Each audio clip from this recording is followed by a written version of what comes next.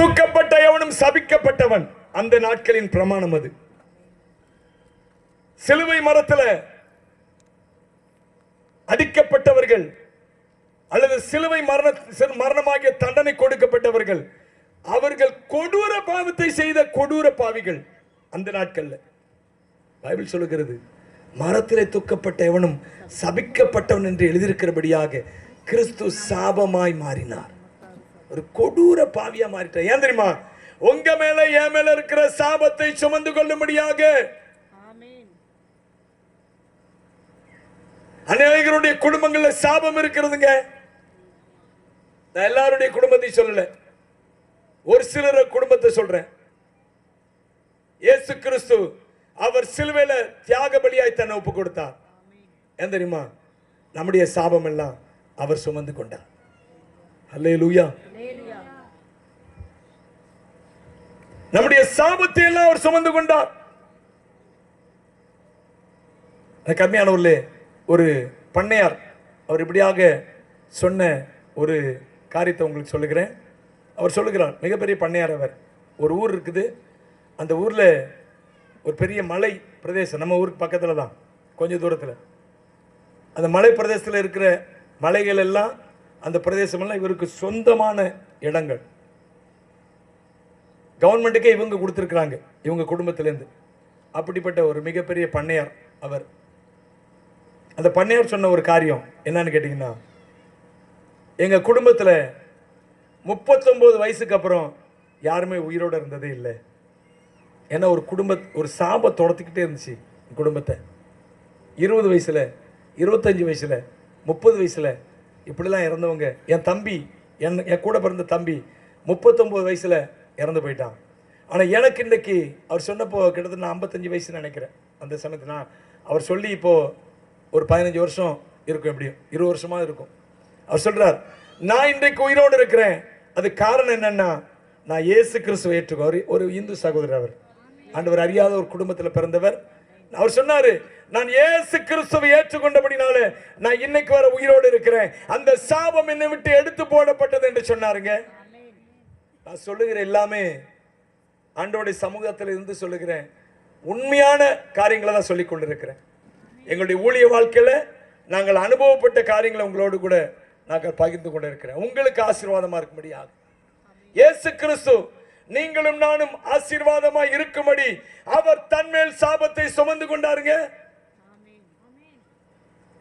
அநேக குடும்பங்கள் இந்த சாபம் தொடர்ந்து கொண்டு இருக்கிறது. ஒரு சில குடும்பங்களில் பெண்களுக்கு திருமணமாகவே ஏகப்பட்ட வருஷங்கள் ஆகும்.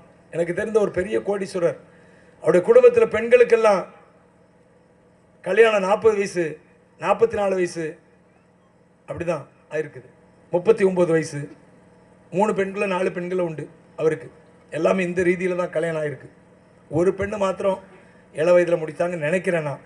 மற்ற எல்லாமே 39, 40. எனக்கு தெரிந்த கடைசி பெண் அவள் என்னுடைய கிட்டத்தட்ட என்னுடைய வயது கொத்தவள் 44 வயசில் கல்யாணம் ஆச்சு. யோசிச்சு பாருங்க, 44 வயசு. இது ஒரு கோடிக்கணக்கில் கோடியா சொத்து அவரிடத்துல.